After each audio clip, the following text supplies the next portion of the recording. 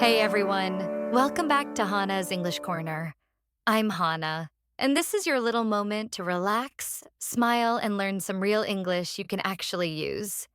And I'm Ethan. Here, we don't chase perfect grammar.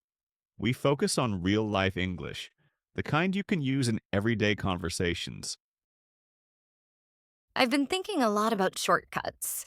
Many people think listening to English podcasts is some kind of shortcut to fluency, but if you're not listening in the right way, you might not be making the progress you think. That's right. Listening is the key to real world English, however. Pure passive exposure will lead to very slow progress. We need to be strategic. Today, we're sharing 7 powerful habits to transform your listening time into genuine learning time. And this is a big moment. So if you enjoy learning with us, please hit that like button now. It's the best way to support our corner. This helps our friendly English learning community grow stronger and larger. Let's explore these habits and learn how to use podcasts not just for listening, but for mastering English. Perfect. Let's dive in and get started. Hannah, the most common mistake is thinking you can listen and learn while doing something else, like working out or cleaning. That passive listening is fine for background noise, but not for learning. I'm guilty of that. I listen, and I think I understand everything. But 5 minutes later, I can't recall one new phrase.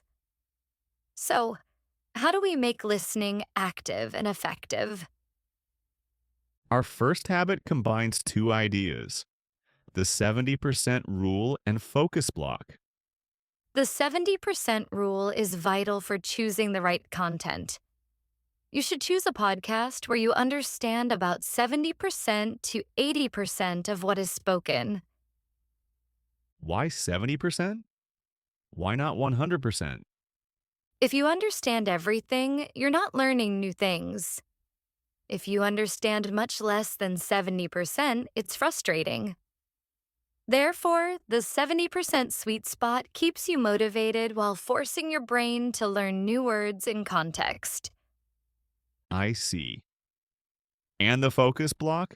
That's your active listening time. Set aside just 10 to 15 minutes when all you're doing is listening. No distractions, no cleaning.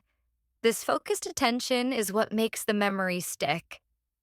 Habit number 2 is the visual anchor, and it's about using transcripts. Why is seeing the words so important? Many people just want to train their ears. Many learners think they understand what they're hearing, but they are often filling in the gaps, guessing the missing words. A transcript removes that uncertainty. Furthermore, seeing the word while hearing it creates a stronger connection. I noticed that. When I try to process a new word just by sound, it disappears immediately. But if I see it written down, I can remember it later.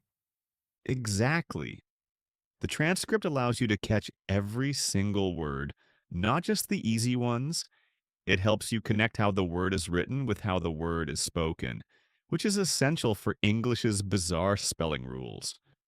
Moving to output, habit number 3 focuses on speech flow, shadowing for flow and intonation. Shadowing is where you repeat after the speaker, trying to copy their rhythm and their pitch. It's an incredibly powerful exercise for pronunciation and overall fluency. I find it difficult to start. Start small. Don't try to shadow a whole episode. Choose one or two powerful sentences and focus only on sounding natural. For example, copying how the speaker connects words like gonna or wanna. That is the key to fluency. So, I should pause the podcast, say the line, and then try to match the speaker's energy. This builds my general confidence when speaking. Habit number 4 is how you structure your week: the layered listening loop. This is far more effective than trying to listen to 10 different episodes. I always try to listen to everything, but then I forget everything. So, what is the loop? You use the same 15-minute episode multiple times, each time with a different goal. This is the ultimate method for active recall. Can we break down the loop into a week-long plan? Day 1, pure exposure. Listen once without the transcript. Focus on general understanding, the 70% rule. Day 2, visual anchor.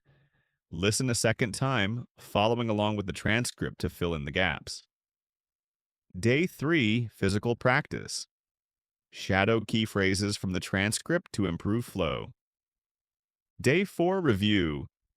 Review the new vocabulary and listen one last time to notice how much easier it is. That's brilliant. It feels like I'm building a strong house on a solid foundation, not just running through the material quickly. Habit number 5 focuses on active recall, summarize, and produce. This takes the listening content and turns it into your own speech. After you finish the layered listening loop, your brain has the material. Now you must produce it. Imagine your friend asks you, "What was that podcast about?"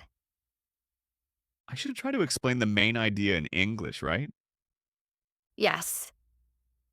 Summarize what the speakers were talking about, and in addition, express your own opinion.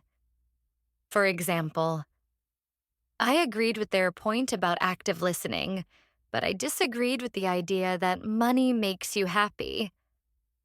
This forces me to use linking phrases and complex sentences, A to B2, which improves my narrative skills dramatically. Sixth habit addresses the passive vocabulary problem, the 3X production rule.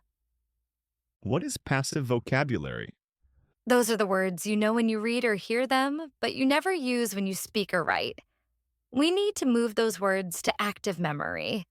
So I choose one or two interesting words from the podcast, but what is the 3X rule?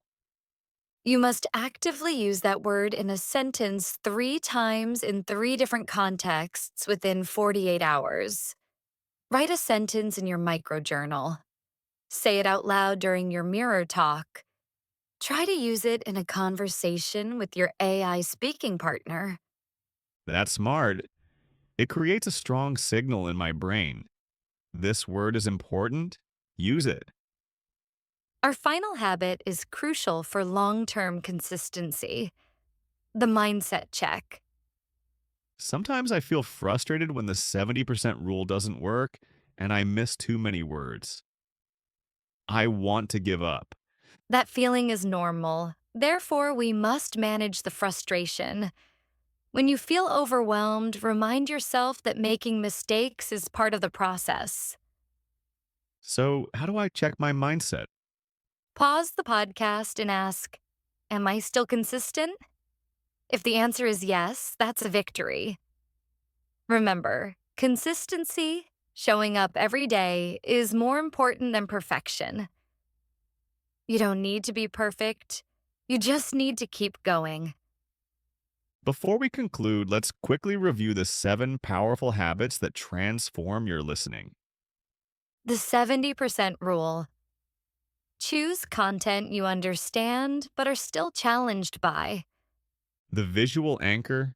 Use transcripts to confirm what you hear and see the word. Shadowing. Copy rhythm and intonation for natural flow. Layered listening loop. Master one episode over multiple days. Summarize and produce. Turn content into your own narrative. The 3X production rule. Use new words 3 times to activate them. The mindset check. Manage frustration and value consistency over perfection. We encourage you to choose just one habit to start today. Remember, the goal is to integrate one of these small, high-impact actions into your life. Be kind to yourself always. If you miss a day of practice, use self-compassion. Remember, your progress is measured by consistency, not intensity. Your ability to communicate is built on these consistent, intentional actions. Thank you for spending this time with us today. It's truly a pleasure to explore ways we can make genuine progress in our lives. We're proud of you for showing up, learning, and growing, and for choosing to adopt these manageable daily habits.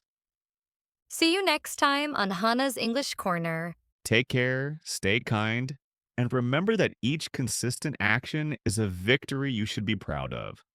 One small step is all you need. And remember, keep your English alive every single day.